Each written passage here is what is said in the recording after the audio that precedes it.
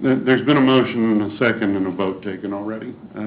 If anybody would like to speak on behalf of or against the nomination In the for audience, all Robert. in favor, aye. Aye! Pretty much what I anticipated, but thank you for mentioning it, Tori. Can we have Tori please join us?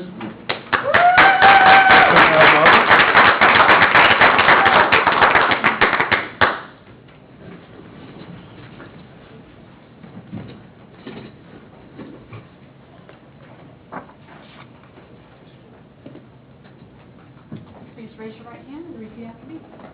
I, Tori Roberts, do solemnly swear I, Tori Roberts, do solemnly swear that I will support the Constitution of the United States I will support the Constitution of the United States and the Constitution of the State of Kansas, and the Constitution of the State of Kansas, and faithfully discharge the duties and faithfully discharge the duties as a council member for the city of Gardner, Kansas.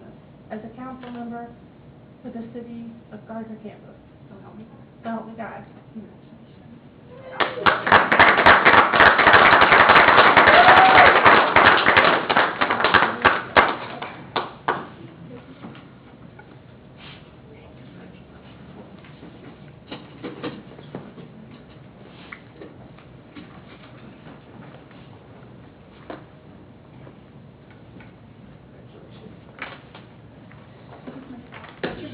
We'll get that started. Get the stuff.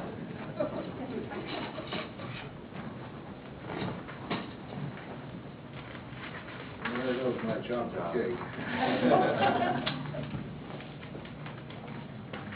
Thank you for coming. You're welcome. I had friends and stuff.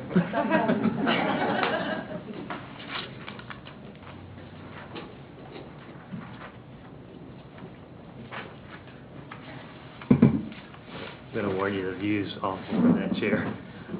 Can't see over that big screen TV Big there. monitor. Well, thank you. Glad to have you joining us. Thanks, I'm glad to be here. New business item number 2, consider holding a public hearing for the purpose of receiving comments relating to a request for a waiver of distance limitation to allow for the sale of cereal malt beverages within 200 feet of a school, church, or library during the festival on the Trails event. At this time, I would entertain a motion to hold the, to open the public hearing. So moved. Second. Motion Harrison, second Freeman, that we open the public hearing. All those in favor indicate by saying aye. Aye. Aye. All those opposed? The public hearing is now open.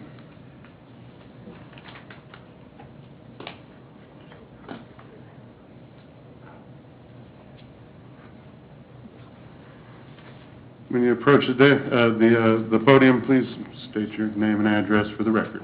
Tom Mertz, 20233 South Waverly Road, Edgerton, Kansas. Just wanted to take this opportunity to bring the council up to speed on the festival. This year we have Tracy Lawrence coming in. We're really excited about that. We're also pleased to announce that McCarthy Chevrolet has joined us as a major sponsor. This has really allowed us to step up our advertising budget. We are, as a festival committee, we're probably running twice as many radio spots with KFKF. That will all start this weekend. Our goal is to try and get people from outside Gardner into Gardner. The radio personality, and I can't remember his name, their main radio personality will be the MC on the stage, and he has already started announcing that he's going to be in Gardner. In addition to that, McCarthy is also switching most of their radio spin throughout all the radio stations they advertise on. They'll have a static display of new cars here, and in addition to that, we're reviving the car show. It will be in the City Hall parking lot and over here on Shawnee from noon to 5. And McCarthy has a pretty aggressive Twitter and Facebook push, so they're really going to be starting to push all the car enthusiasts to bring cars. So we're hoping we have 150 cars here on Saturday afternoon. And we're really pleased that they're stepping up to the plate as a major sponsor. On behalf of the festival committee, we can't thank the city enough for support with staff and security, and the chamber's been very helpful in helping us also.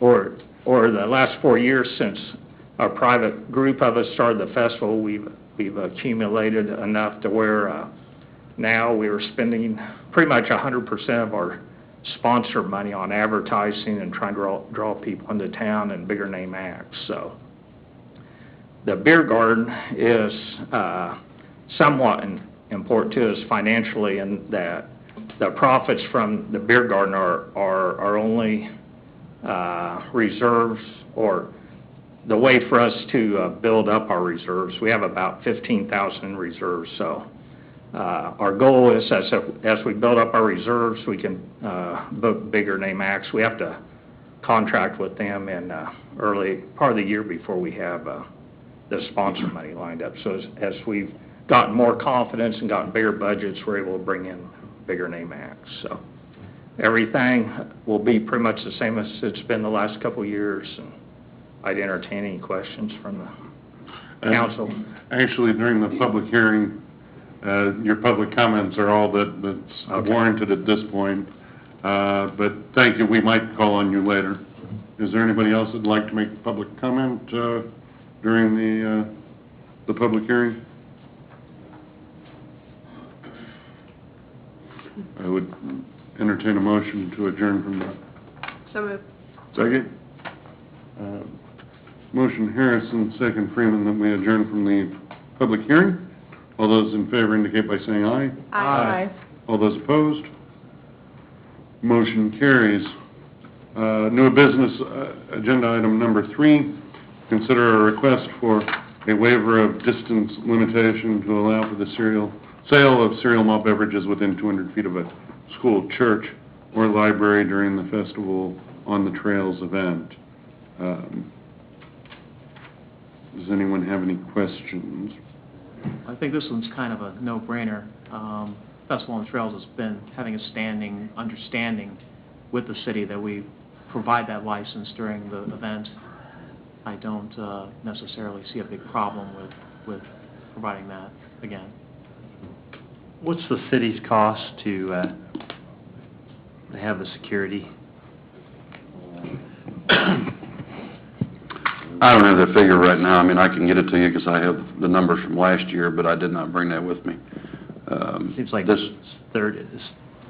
30,000, is that the number? Or And that's not going to be close to what we are, because we bring in personnel from 3 different jurisdictions to assist us with this. And all those people that come in from all those jurisdictions do not charge us any of their fees at all.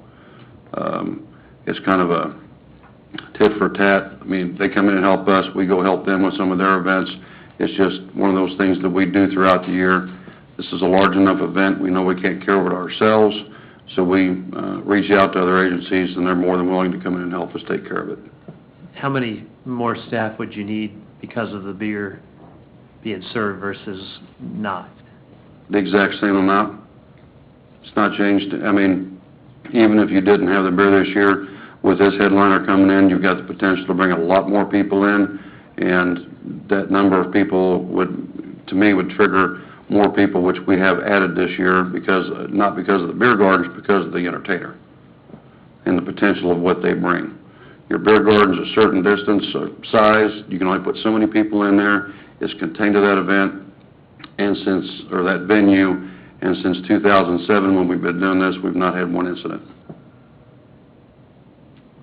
And from a risk management perspective, if we did have an incident, who would they blame? Would they blame the city, the insurance for the Festival on the Trails? I mean... The festival has insurance, right? Yeah, so I would think that... My concern really more is from the standpoint of open containers and managing a large group of people bringing open containers into the city. You know, that would be probably a bigger issue than having the beer gardens in terms of liability. That's just my own. Well, they can't do that anyway, right? Well, you can't, but if they don't have the option to buy on site,